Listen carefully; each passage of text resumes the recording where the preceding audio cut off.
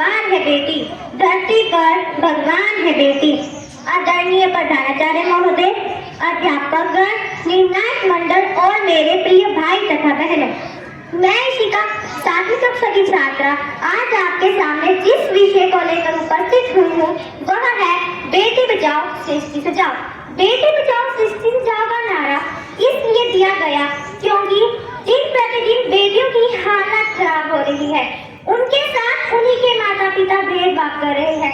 वह सोचते हैं कि बेटियां पढ़ाई होती हैं, उनकी कैसे भी जल्दी से जल्दी शादी करा दो, उनको पढ़ाने लिखाने का कोई फायदा नहीं।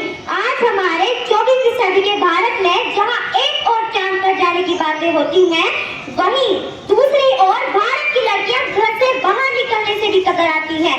बेटी बचाओ सृष्टि सजाओ का नारा देने की नौबत एक सोसाइटी में क्यों आई? ये सवाल आप अपने आप से नहीं पूछेंगे।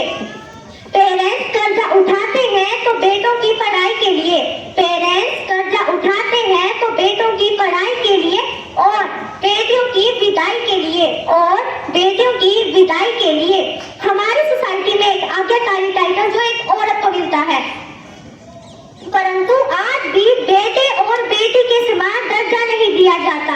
इसे एक समाज दोष तथा परंपरा ही कहा जाएगा कि बेटे और बेटी में भेदभाव किया जाता है। यह अंतर इस हद तक व्याप्त है कि बेटे के जन्म पर घर पे खुशियां छा जाती हैं और बेटी के जन्म पर जैसे परिवार पर बोझ ही आ गया हो। बेटी बचाओ सृष्टि सजाओ अभियान एक योजना अभियान नहीं है, यह लोगों की सोच से जुड़ा एक सामाजिक विषय है जिसे हमें दूर करना है। हम जानते हैं कि कठिन कार्य है, पर ऐसा कोई भी कार्य नहीं है जो लड़कियां नहीं कर सकती। परंतु हमारे देश की लड़कियां हर मुकाम पे सफलता प्राप्त कर रही हैं, चाहे वो राजनीति हो, खेल हो, अंतरिक्ष क्यों ना हो।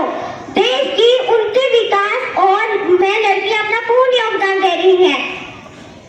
कहने को वरदान है बेटी, कहने को वरदान है बेटी, अनचाही संतान है बेटी, अनचाही संतान है बेटी।